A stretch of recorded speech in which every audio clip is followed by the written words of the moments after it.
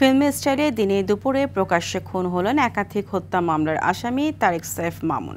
Police বলছে নিহত সাইফ পুরান ঢাকার শীর্ষ সন্ত্রাসী ইমন মামুন গ্রুপের সদস্য। নিহতের স্ত্রী জানান সকালে একটি মামলার হাজিরা দিতে কোর্টে গিয়েছিলেন তিনি। দীপ্তচন্দ্র পালের রিপোর্ট। দেখে সিনেমার দৃশ্য মনে হতে পারে, তবে আদতে প্রকাশ্যে এভাবেই বাইক থেকে নেমে এলোপাতাড়ি গুলি করে হত্যা করা হয় একাধিক মামলার আসামি তারেক সাইফ মামুনকে।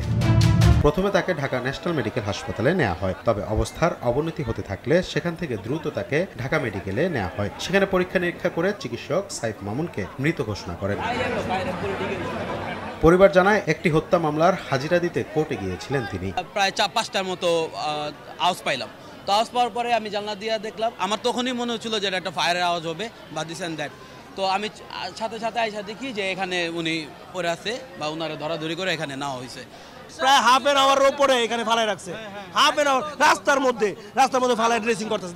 দেখেন। পুলিশ জানিয়েছে নিহত মামুন শীর্ষ সন্ত্রাসী ছিলেন। আশপাশের সিসিটিভি ফুটেজ পর্যালোচনা করে আসামি শনাক্তে চেষ্টা করছে আইন শৃঙ্খলা বাহিনী।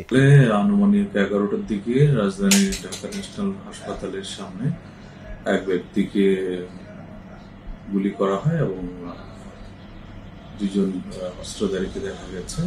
তদন্ত আরম্ভ করেছে, ইতিমধ্যে যারা ঘটনার সাথে জড়িত এবং কারণ কি সেগুলো জানার জন্য কাজ করছে। নিহত তারেক সাইফ মামুন চিত্রনায়ক সোহেল চৌধুরী হত্যা মামলা ছাড়াও একাধিক মামলার আসামি। এছাড়াও তিনি ধানমন্ডি থানা ছাত্রদলের সাবেক সভাপতি ছিলেন। এর আগে 2023 সালে তাকে হত্যার চেষ্টা করা হলেও বেঁচে ফিরেন তিনি। দীপ্তচন্দ্র পাল, RTV, ঢাকা।